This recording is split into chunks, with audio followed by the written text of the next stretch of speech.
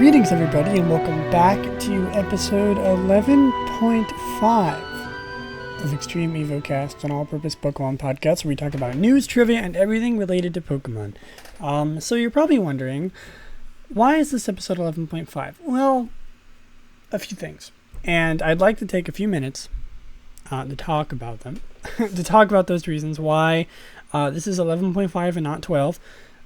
If you remember, there was an episode 5.5 that I released a while ago because pretty much the same reasons as this one. It was like a kind of a half episode where I had guests with my friends here, and I was incredibly sleep deprived because we had just pulled an all-nighter because of school, and I was like, okay, I'm going to probably be sleeping all day and I'm not going to have time to do Evocast.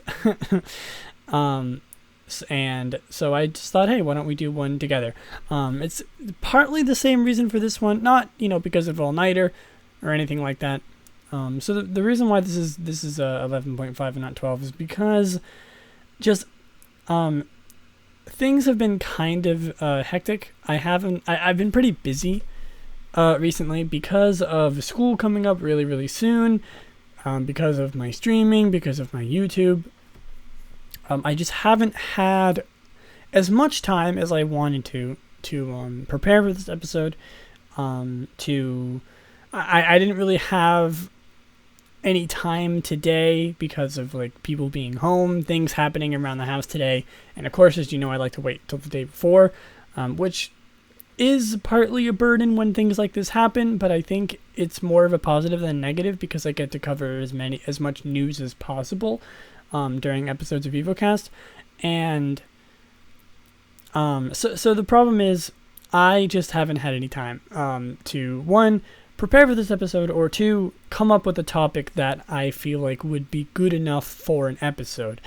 I have plenty of ideas for topics for episodes, which I'll be doing in the future, but it takes a while to write down notes, it takes a while to research, it takes a while to prepare myself to prepare certain things, so it does take a while, longer than you would think, to prepare for an episode of Evocast, because I have to do segments, I have to get the news together, and all that stuff, normally on the very last day that I possibly can, if it comes to the news. Sometimes I prepare the segments and the topic of the day beforehand, but I always wait for the news until the last minute, mostly because, I've explained it before, and also just, expect things I want to say that Evocast isn't really my main priority when it comes to things that I do. I'm in school, I'm in college, I am, I'm a streamer, I'm a YouTuber, I play didnt with my friends. I know that's probably not more important than doing a podcast and keeping things on schedule, but Extreme Evocast is more of a hobby for me and more of just a secondary thing that I do in my own time, instead of something that I really, it's not something that I put a lot of time into, but I like to keep it, I don't want to just, excuse my language, half-ass everything in this podcast. Of course, that's not what I want to do. I want to create as much, I want to do as much as I can for everybody in this podcast, because I enjoy it. That's what I do. I do it because I like entertaining people. I like doing it myself, and I like just, it's fun, So I just want to say, expect this to happen. Not frequently, it was a 6 episode. It basically every 6 episodes or so far at least, have been half episodes. And I promise you, it's not going to be that frequent. It's just because of how variable my schedule can be. Like I said, school, YouTube, streaming on Twitch, things like that are more important to me than this podcast. But that doesn't mean that I'm not going to focus on this podcast. What I'm trying to say is that my schedule can vary sometimes. Things come up. I'm a busy person. I don't put all of my attention and all of my time into this podcast. So sometimes I have to, you have to crack an egg to make an omelet. Essentially, you have to crack a few eggs to make an omelet, and Evocast sometimes has to be that egg. And I didn't have enough time to prepare a topic for today. I didn't have enough time to really put all of my hard work into things. And like, I could throw together something really, really quick, but I don't want to half-ass a topic. I want to save every topic that I can for future episodes because, they might be kind of hard to come up with topics in the future if I've already exhausted plenty. So I want to I want to be careful with what I talk about and how long I talk about certain things, and I think it's only natural that sometimes if I'm too busy, or actually another reason, I'm sick. I've been feeling pretty under the weather recently. Haven't really been feeling the best mentally and physically, so you have to forgive me for that. Life's just been tough recently. I'm not using it as an excuse, but it's a factor that many factors are go into why this episode is shorter. And of course, I'm sure people don't mind. They don't blame me. Podcasting takes a lot of work, of course. So today, what I plan on doing for this episode is just doing news and just doing the normal segments that we usually go through. Move tutor, random Pokemon of the week, everything like that. And just not have a topic. So this episode will probably be, half an hour, 45 minutes long, half episode, a little bit longer than a half episode, just because we don't have a main topic in hand to talk about. So you'll have to excuse me if this episode is really short. I don't know how long it's going to be. I don't know how long I'm going to be able to talk about certain things, but just, as an apology for right now, I'm sorry for how short this episode is. You'll have to forgive me. Next week, or in 2 weeks, everything will be going back as normal. Same time frame, everything like that. I just wanted to get an episode out this week. I didn't want to just skip a week. I wanted to have something for people to listen to, for people who frequent this podcast. And it's just unfortunate that it has to be something a little bit less than what I could do. I just didn't want to force in a topic that I didn't, that I could talk about more in a future episode just because of how busy I've been. So, with that out of the way, thank you for sticking around past that little, public service announcement. But we have some news to go through today.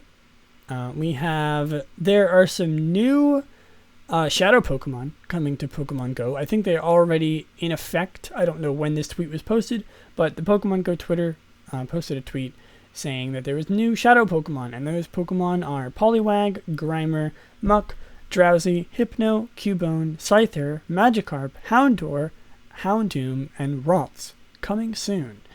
And if you don't know what Shadow Pokemon are, listen to my last episode where we talk about the new Shadow Pokemon in Pokemon Go with the Team Rocket battles and all that stuff. You can, if you haven't listened to last week's episode, I go through it in depth in that episode. But yeah, some new Shadow Pokemon. That should be interesting. That should be fun. I expected them to add more. I didn't expect them to just do like the Bulbasaur, the starters and like a few others. I expected them to add more. And it looks like they're also adding Pokemon from Gen 2 already. And Gen 3 already because of Ralts. Most of them, 99% of them are Gen 1. But a lot of there's Houndour, Houndoom, and Ralts coming. So that should be fun. That shows that they're not obviously just going to do Generation 1, which is exciting. I'm really excited about that. Of course, now it is time for everybody's favorite monthly segment, Reviewnity Day, where we look at community days in review. So this past August Community Day, which is as early in the month as you can get, being like, really, really early in the month, like August 4th, 5th, I think it was. It was Ralts, which is fun. Last episode, I believe, before we got the idea that it was Ralts, I predicted that it would be another pseudo-legendary, which I was wrong about. Because we just had Slackoth, and then we just had, Mudkip. But then, like I predicted in when we went over the patterns with the community days in one of the earlier episodes, I predicted that the next one would be a pseudo-legendary, which is how they've been going for the entire time, and I even predicted that maybe they would not do a pseudo legendary because we were kind of running out of pseudo legendaries, and it actually turned out to be correct, because Ralts is not a pseudo legendary. It's close to it, but it doesn't fit the pseudo legendary, stat block. But this community day, you could get Ralts. You could get you could get the shiny Pokemon as normal, shiny Ralts, shiny Kirlia, and then you could also get shiny Gardevoir and also shiny Gallade. A lot of people, I actually, for some reason, when I first heard that it was Ralts, I didn't really make the connection that it would also be Gallade and Gardevoir, both of them together, which is interesting. I forgot that Gallade was in the game, because, I'm not really used to Gen 4 being in there. So it's actually really interesting. It's the first community day where we've had 2 different possible final evolutions. But unfortunately, despite being 2 totally different Pokemon and 2 totally different types, the special community day only move was synchronized for both of them. So we didn't get a special move for both Gardevoir and one for Gallade. They ended up just having the same one. And if you didn't know, something that I personally just found out recently, I don't know if this is 100% accurate, but I heard that the community day shiny percent is between 5 and 8%, which is 1 in every 15 or 1 in every 20 Ralts will get you a shiny Pokemon, which is, I didn't actually know that they were that frequent, that they were that common, but I mean, with how many people have managed to get, with how many that I've even managed to get, I'm not really surprised. I didn't actually think that they were that common, but yeah, I mean, 8% seems about right. That's an insanely high shiny chance for shiny Pokemon. Given a lot of the other rates in other games, that's insane. I mean, I know it's a community day, but Jesus, still. So as has been the pattern with the summer community days, because I'm home for the summer, I've explained this at least 3 or 4 times already. I haven't had a chance to go out and get any Pokemon, which is unfortunate. I really, really wanted Ralts, but like I said, there's no place near me that actually has any Pokemon. I have tried going outside during community days, even just like walking around, even walking like miles and miles down the road. Still no, I can get a few Pokemon to spawn, but not enough for me to even warrant going out there trying to find a shiny Pokemon. I may as well just wait until I get back to college, which on campus there's so many shiny Pokemon, or so many Pokemon that spawn. So hopefully when I go back into school, which is actually going to be pretty soon, which probably should actually be by the time the next Reunity Day or the next Community Day is a thing. Maybe, I think. Because it'll be next month. I will actually have probably a chance to talk about it and my experiences and stuff like that, which I'm very excited to do. It's been a while since I've actually been able to talk about the community days, my personal experiences. I've talked about them in the past, how I've, what shinies I've gotten, what shinies I didn't get, if I went out with friends or not. And I like sharing those stories, and I'm a little bit upset that I haven't been able to share those things with you, and I hope that you're looking forward to hearing my opinion about them personally the upcoming community days, which will probably be a starter. Actually, we talked about this, I believe, last Reunity Day, but the next one will be most likely a Sinnoh starter, which is really, really exciting. I'm very excited to have Piplup. I believe they start with the grass types, so we probably will get Turtwig, which is very fun, and then Chimchar, and then Piplup, going by the the pattern that we've talked about before. You can check that out in the episode where I talk about community days, which I believe is just called Reunity Day, so you can check that out. But yeah, I'm actually very excited for the upcoming community days, mostly because I'm actually going to be able to take part in them, which is very, very exciting, and that we're getting some first Gen 4 community days, hopefully soon. I'm not 100% sure. I mean, they did surprise us with the non-pseudo legendary Pokemon with Ralts, but I'm very much hoping that we do get these Sinnoh starters. If not next Community Day, then we'll probably get them very, very soon. So a little bit more news, one more bit of Pokemon Go news, which is that Rayquaza, specifically Shiny Rayquaza, is now available in raids. Well, you can get Rayquaza in raids, and Rayquaza now has the chance to be shiny.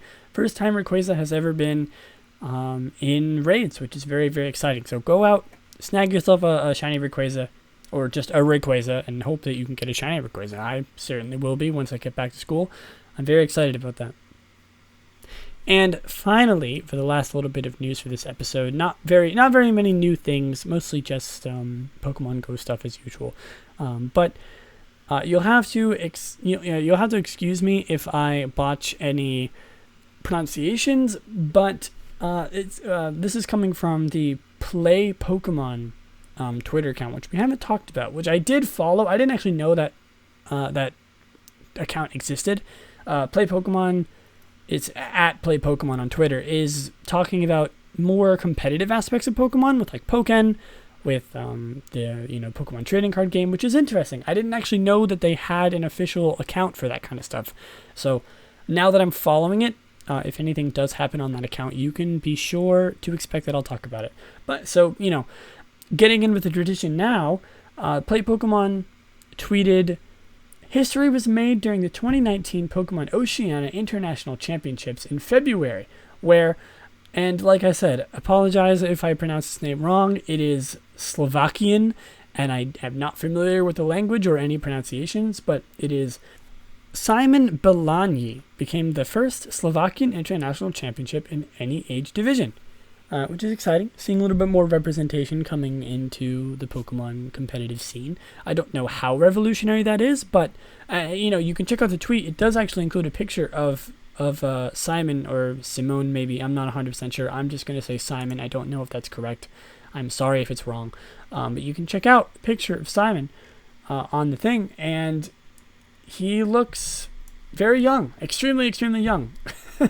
which is fun, and it says check out his Pikachu and Zekrom GX Tag Team Tech in action, and there's a link to the video, which is you can check it out if you are interested in it, which is very, very cool. Now that we're done with the news and done with that disclaimer in the very beginning, we are going to go on to the segments. I'm going to go through Random Pokemon of the Week and Move Tutor, and then I'm going to end the episode. Again, I'm sorry about the shorter episode. You'll have to excuse me. I promise that next episode will be same length, and everything, same thing. Maybe I'll even do something a little bit special as a sorry for this episode being so short and not having a topic, like a concrete topic in hand. We're just going to be talking. I still wanted to do the segments where we talk about a random Pokemon and random move, because I want to get through as many as I possibly can, potentially even all of them, maybe if this podcast goes for a very long time, and I don't want to miss a chance to do that. So anytime I ever do one of these half episodes, I will be sure to still include the Random Pokemon of the Week and Move Tutor.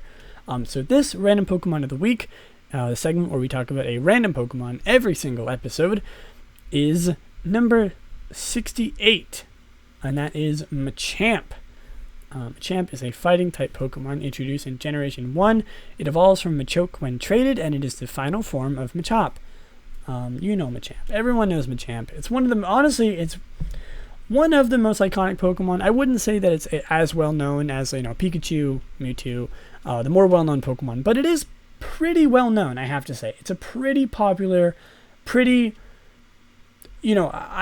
wouldn't be surprised if a lot of people, if the percentage of people who knew who Machamp was very high, because it's such a interesting Pokemon. And it's one of the original Gen 1s, and you know what I mean. So it is the superpower Pokemon. It has the abilities Guts and No Guard, and Steadfast as its hidden ability. It has a 75% male, 25% female ratio.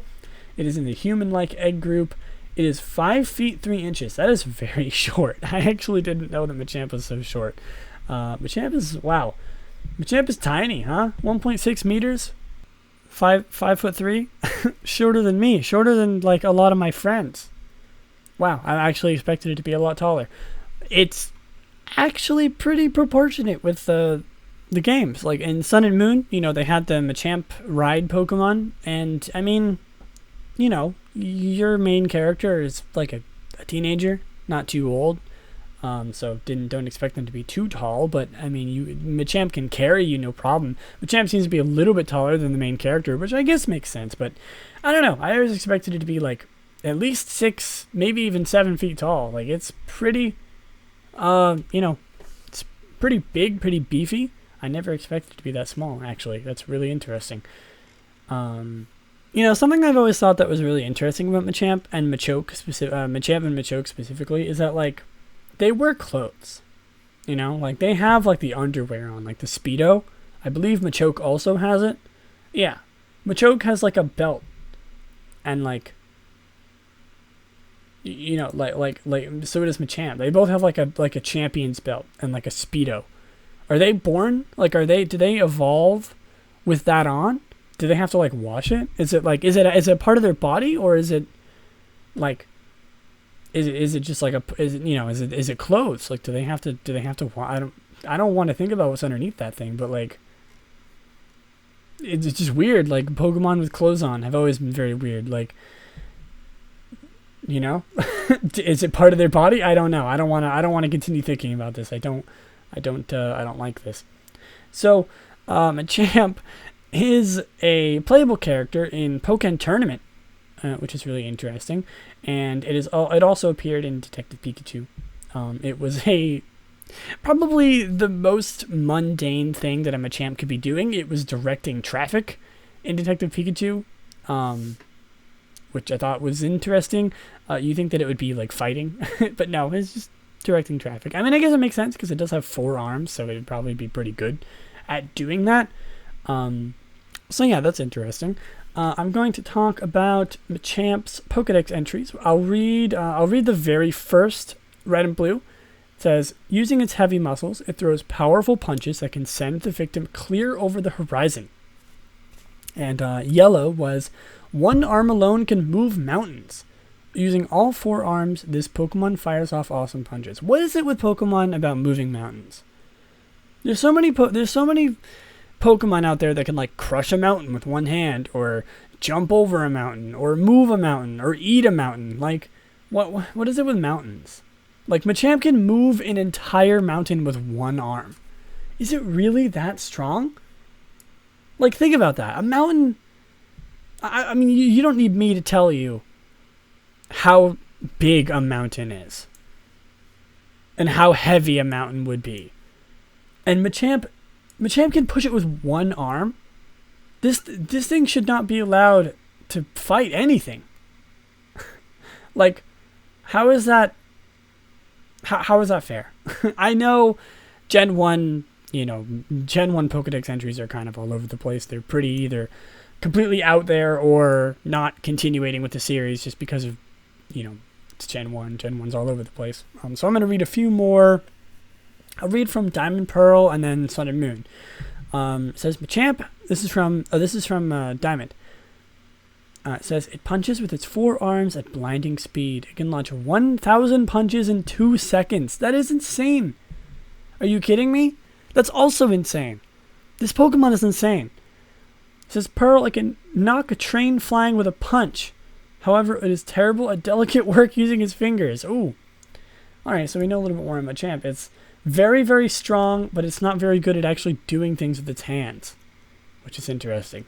From Platinum, it says it's 4 muscled arms, slam foes, and powerful punches and chops at blinding speed. That's boring. Those are also the one for Black White 2.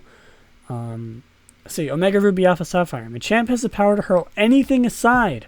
However, trying to do any work requiring care and dexterity causes its arms to get tangled. This Pokemon tends to leap into action before it thinks. So, same theme. Very, very strong, very powerful, but not very good at doing stuff individually with his fingers, which is interesting. Sun and Moon, it says, it unleashes Megaton-level punches to send opponents flying clear over the horizon. That's almost the same as Red and Blue. It can lift heavy loads with the greatest of ease. Excuse me. It can even have to dump trucks, but its clumsy fingers prevent it from doing any precision work. Same thing. Nothing new, it seems. So, We're going to move on. So Machamp was one of the original trade Pokemon in the original generation, Red, Blue, Yellow, which is probably why it's one of the most well-known, not one of the most well-known Pokemon, but it is a well-known Pokemon, more so than other Pokemon, I would say, because it was, what people remember. Machamp, Alakazam, Golem, Gengar, all those Pokemon that need traits to evolve were probably one of the hardest to get, because if you didn't have any friends, you couldn't evolve them. So Machamp, its shiny form, you know how I feel about green shinies. I'm immediately going to say 4 out of 10. It's not very good. It's just green. Pokemon has a tradition of turning blue shinies into just green or pink, and it's boring. I think it's boring. See, like, I'm looking at the sprites now, and like in Gold and Silver, when shinies were first released, Machamp was almost like a brownish blue, almost like a brownish green. It was very interesting, and I like the shiny that they made with this one, because it was like, it was the color contrast and the color change makes sense with the Gold and Silver sprites. But then going into the later generations, specifically Diamond, Black, X, Gen 4, Gen 5, Gen 6, it's just green. They turned Machamp into the normal like blue-gray color. It's just green. The reason why I gave it such a 4 out of 10 and not like a 2 out of 10 is because they changed the Speedo color, which I think is a really funny detail. Like, they changed the color of his Speedo to green to match his color, which I can appreciate. I appreciate his fashion sense. I'm just looking at the sprites, and like Ruby and Sapphire Machamp, it was like teal. It was like cyan. Such a weird color. I don't like it. I'm glad that they didn't keep that color. Machamp has gone through a lot of changes. It was green and yellow, and then it was like a brown green, and then it was like a cyan, and then it went to like the gray blue that we all know and love in Diamond, and it stayed that way. I want to say right now, Machamp has always been weird to me, because like I never really thought about the fact that it has 4 arms. Like, it's just got like an extra pair of shoulders on top of its shoulders. Like, think about how weird that would be. Like, it's interesting because it's not like, it doesn't have its arms like coming out of its like its waist, like most like 4-armed creatures or 4-armed things in media have. Normally they have like the normal arms, and then they have and then they have another pair of arms coming out of the waist. Machamp's arms are coming out of like another set of shoulders on top of it. It's very disorienting. It's very, very weird looking. I don't know why. It's so weird to me. Like, it looks like it doesn't belong. If you take them off, Machamp is just like a Machoke. Like, Machamp is just a Machoke with an extra pair of arms, which, I mean, makes sense, And the evolution, the evolution design, it just makes sense. 4 arms are better than 2, I suppose, with in terms of strength. But I just think it's really interesting. Like, just go look at Machamp for a little while. Like, look up Machamp right now if you're listening to this and you're able to. Just, like, look at the way Machamp's arms function. Like, the way they look, the place that they come out of. It just looks really unnatural to me, and I don't like it. I don't know what it is about it. There's just something off about it. And, like, look at Machamp's, like, sprites in, like, for example, in Platinum, like, it's in such a weird pose. It's got, like, its hands on its hips in almost like a sassy pose. And then its other arms are doing, like a dance, like a haha kind of thing. It just looks so weird to me. I don't like the Platinum sprite at all. I really, really don't. The other sprites look fine. Like Diamond and Ruby Sapphire, I mean, look good. He's like crouched down. he's got like his two arms on his top, like like outstretched, and the other ones are like close to his body, ready to punch. It's nice. It's good. And I also like the 3D sprites where he's like he's ready with his normal arms, and then his top arms are like grabbing, like they're ready to like hold back someone if they fight. Anyway, we're gonna stop talking about the sprites. It's just like, just go look at Machamp, dude. It's just weird. It's really, really, really weird. Also, before I stop talking, I do want to say I really think it's funny. Machamp's sprite in Heart Gold, it's like, it looks like his friend is like about to do something really bad, or something like that. Like he's watching someone about to like jump off something that like they're not gonna make it across. He's like, no, stop. But like his other arms, like his left arm and like his top right arm are like, yes, do it. And then the other arm, the top left is like, it's like half.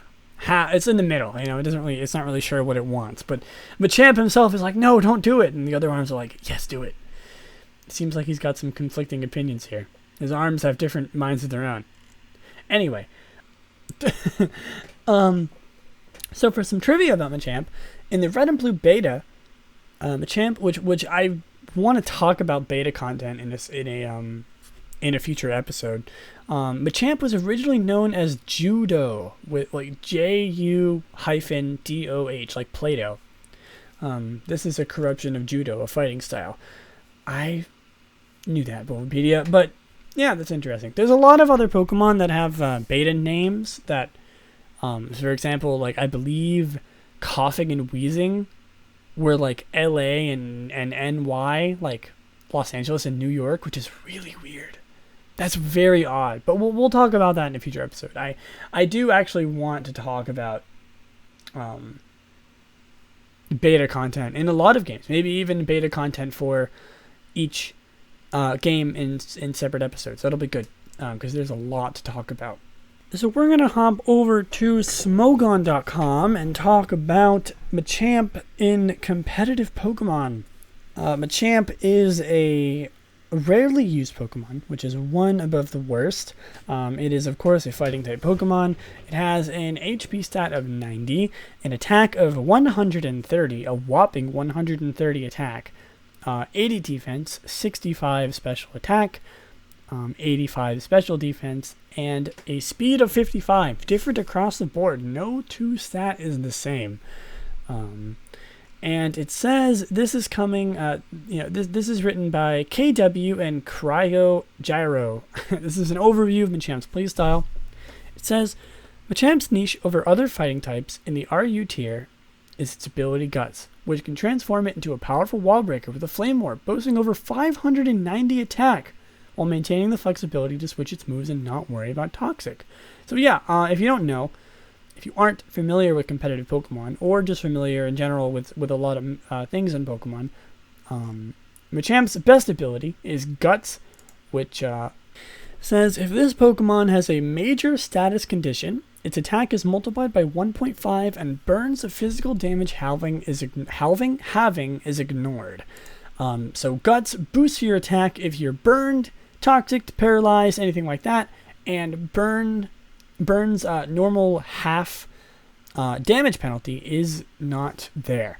So it says Machamp's stab move usually threatens most of the tier's Stealth Rock setters, including Registeel, Rhyperior, and Gigalith, and the rest of its move pool allows it to either one-hit KO or two-hit KO the remainder of the metagame.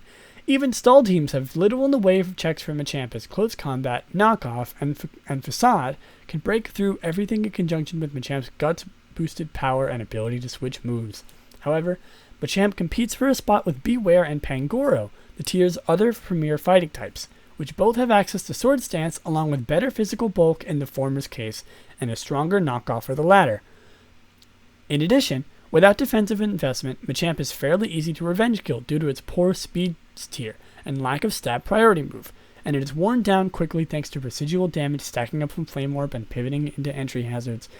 So it seems like Machamp's biggest strength is its insane attack with Guts, and it's powerful stab moves, fighting moves that take care of some things that actually threaten, like Registeel, Rhyperior, and Gigalith. You know, fighting is super effective against those Pokemon.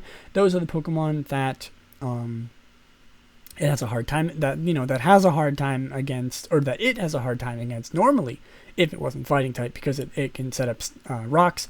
But it seems like because its speed and physical bulk is so bad, and because it doesn't have a stab priority move, which for the uninformed, that means a move that goes first, like Quick Attack, Extreme Speed, Excel Rock, things like that. It doesn't have a move that goes first that has stab. It doesn't have a fighting type priority move, which is unfortunate. And also the fact that it has to get burned by the Flame Orb makes it so it takes a lot of damage over time, which is not very good.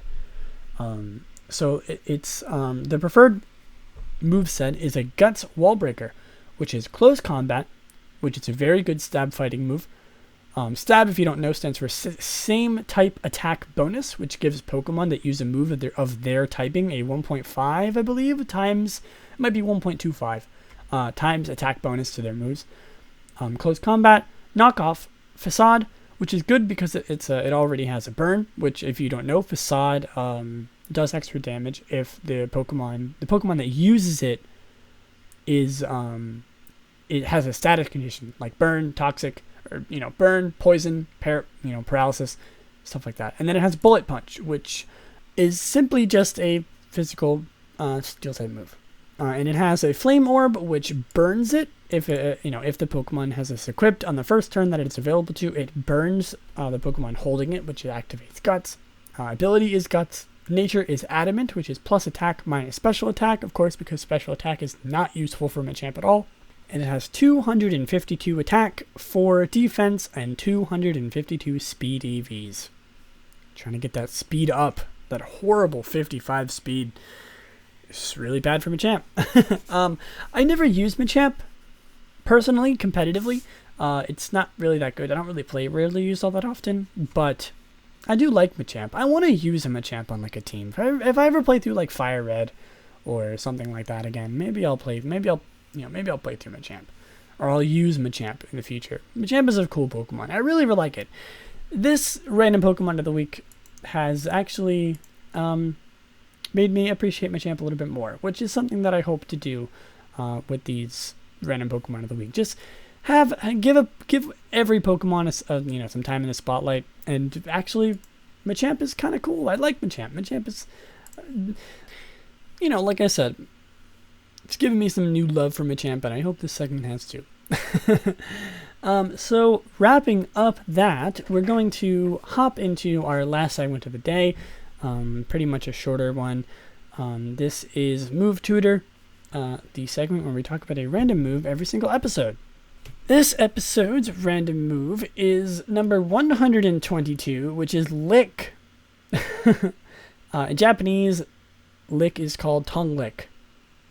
Yep, that's all there is to it. Thanks for listening to everybody. No, I'm kidding. Okay, Lick is a damage-dealing ghost-type move introduced in Generation 1.